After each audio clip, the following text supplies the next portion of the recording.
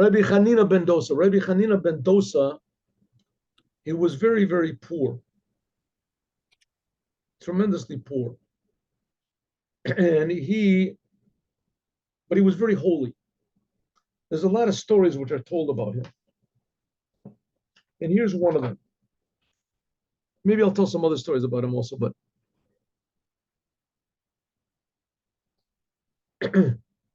so he was a very holy person, very devoted person. And one day he was out in the desert or somewhere thinking about God, whatever he was doing. And he noticed a big, beautiful rock, a huge rock, weighed, who knows, 2 tons, 3 tons, a rock. But he noticed it and he decided he's going to polish it up. So he polished it up and maybe smoothed it out, whatever he did. But it was really just, beautiful. And he decided he's going to give this rock to the Holy Temple. Maybe they would put it in the grounds in front of the Holy Temple, whatever they would do. Or maybe they could sell it. Maybe it was a precious stone. I don't know. But in any case, he decided he wanted to give this rock. How could he lift up the rock? I mean, it was for him, he could lift up, he could, with difficulty, he lifted up 5 pounds, 10 pounds, a sack of potatoes or something to bring from the rock. So people came along, a bunch of strong people. And he said, wow, this is an amazing, amazing gift from God. You people are porters, you can carry. I want this carried to Jerusalem. So they said, okay, we can do it. We can do it. There was like 10 of them, but you got to pay. Said, oh, I'll pay. As soon as we get to Jerusalem, I'll pay. They said, no. You don't have the money now. You go to Jerusalem, get the money, and come back and find us. Find us. Just like we occurred now, we'll find. So we're not going to do it. And so he said, what am I going to do? All of a sudden there appeared another group of strong people. They looked even stronger than the first group. So he tried again. Listen, I have this big rock. I want to take it to Jerusalem, but I haven't got any money. I can pay you there. There's people that I know that'll loan me the money. Will you do it? They said, oh, sure. No problem. We'll take it. But you have to help us. So I have to, what could I possibly do?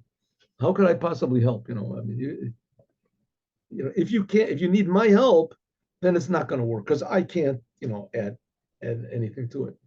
They said, okay, then there's nothing we can do. You have to help. So they all grabbed on and he said, okay. He said, all right, what should I do? He said, put your hand underneath, lift up with all of your power. Lift it up, close your eyes, lift up. So he said, okay, ready? We'll count to 3. Ready? Everybody took their places around this rock. 1, 2, he put his hands under the rock. 1, 2, 3, lift.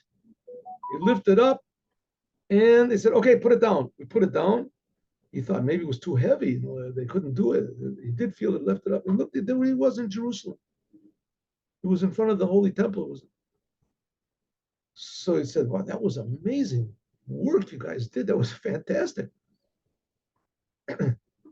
Listen, just wait right here and I'll bring you the money.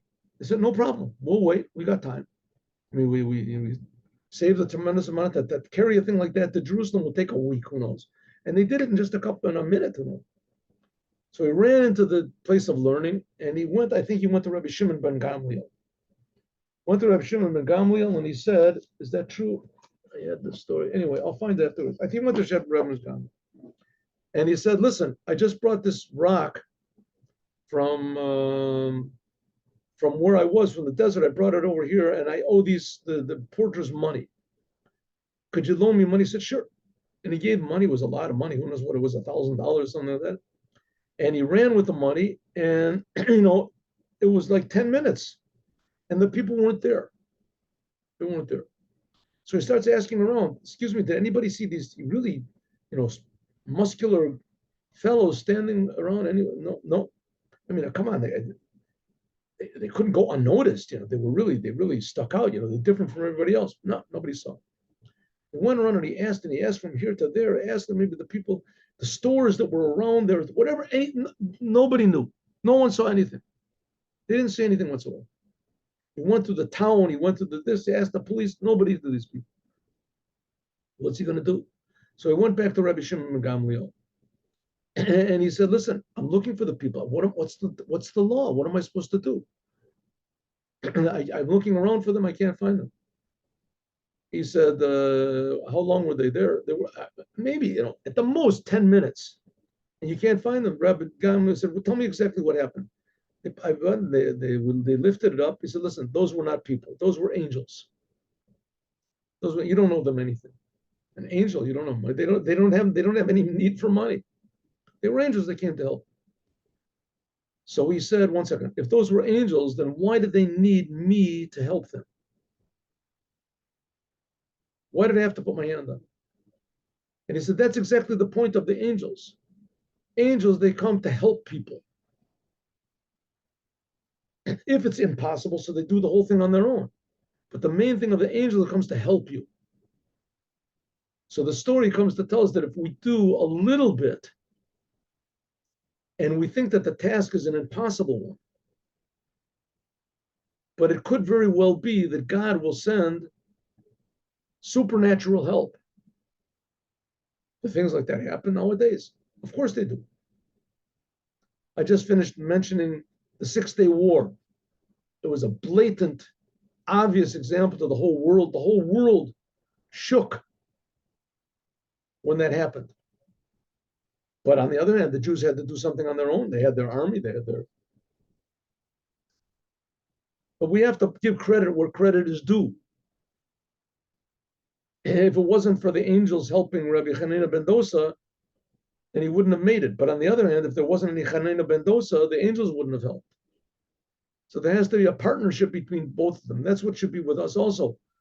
And that's what Mashiach is going to bring to the world.